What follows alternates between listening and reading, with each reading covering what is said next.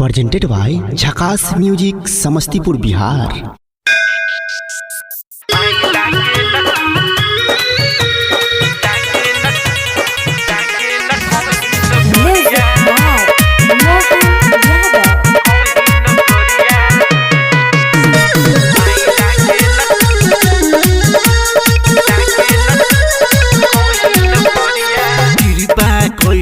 पास हो गईनी matric inter के कृपा कइलू पास हो गईनी मैट्रिक इंटर के माई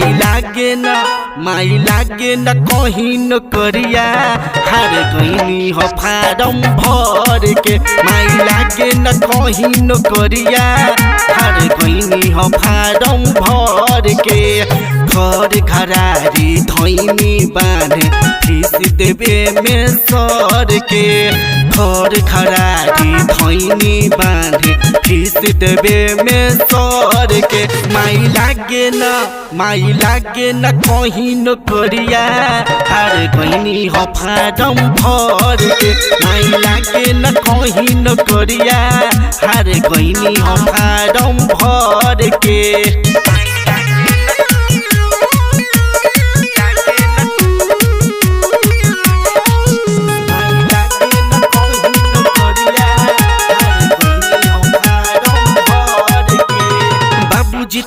खेती बेच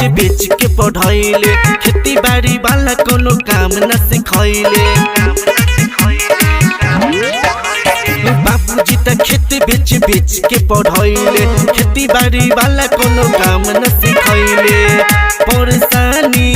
केहू नहीं जाने जहाँ जानी लोग घूस मांगे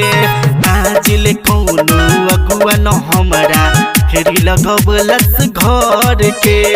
आज ले कोनो अगुआ न हमरा फेरी लगबलस घर के माई लागे न कहीं न करिया हार गईनी हो फारम भर के माई लागे न कहीं न करिया हार गईनी हो फारम भर के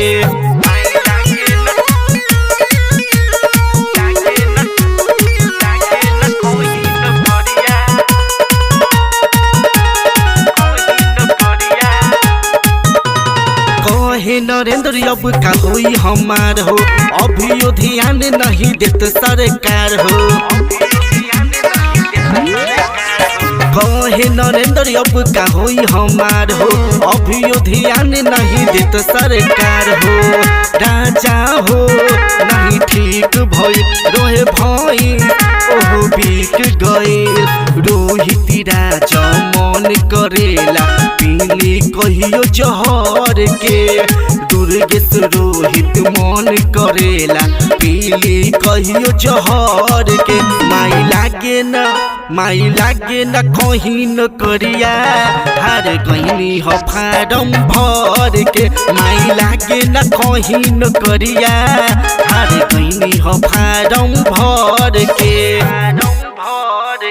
झकास रिकॉर्डिंग स्टूडियो समस्तीपुर।